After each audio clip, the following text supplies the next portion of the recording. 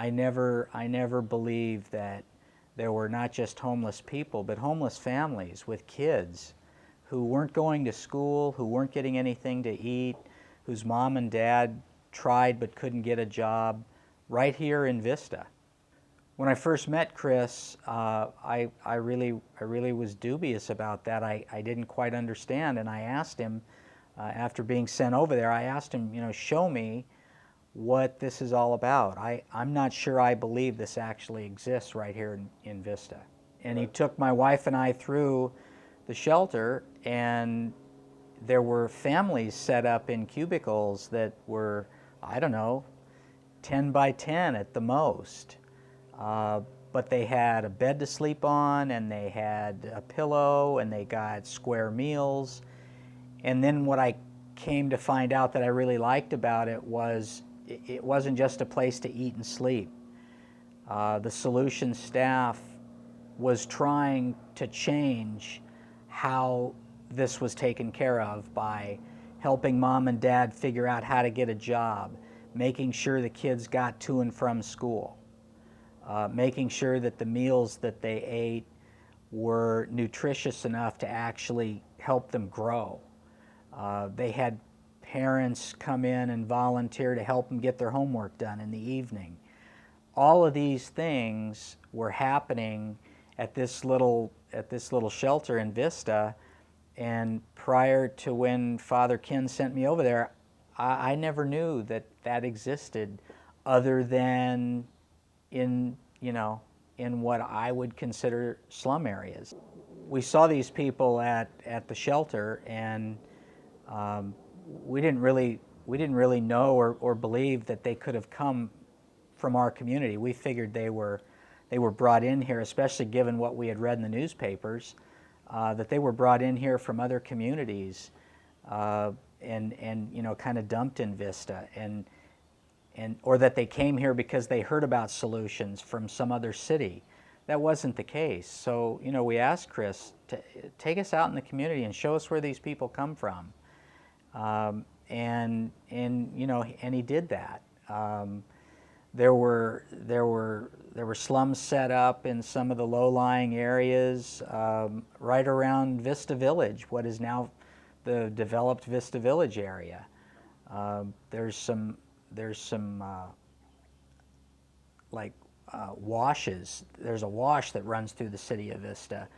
It was full of underbrush, and it created a shelter, a natural shelter that people could use, and they would kind of hole up there, and there would be little communities of these people.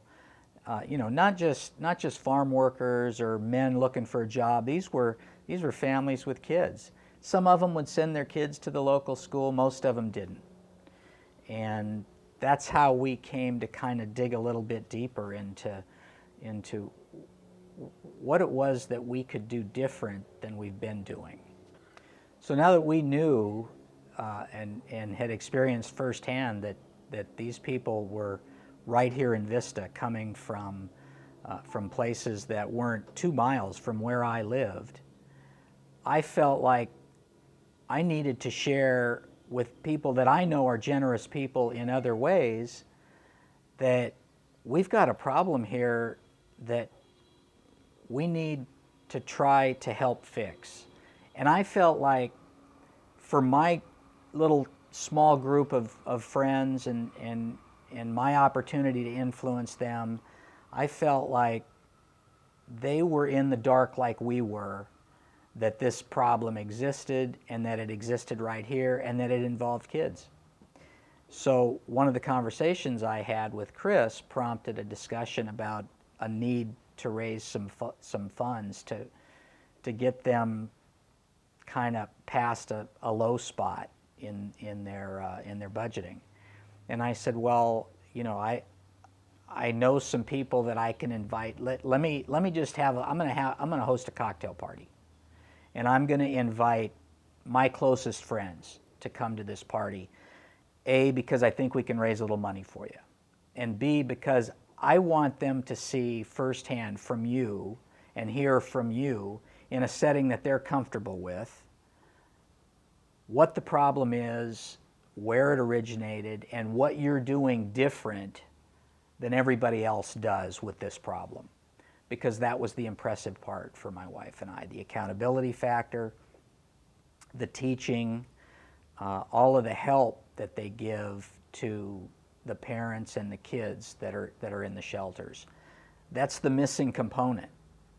They didn't just feed them and clothe them and give them a place to sleep. They held them accountable for what they were supposed to be doing. They were trying to teach them how to become members of society.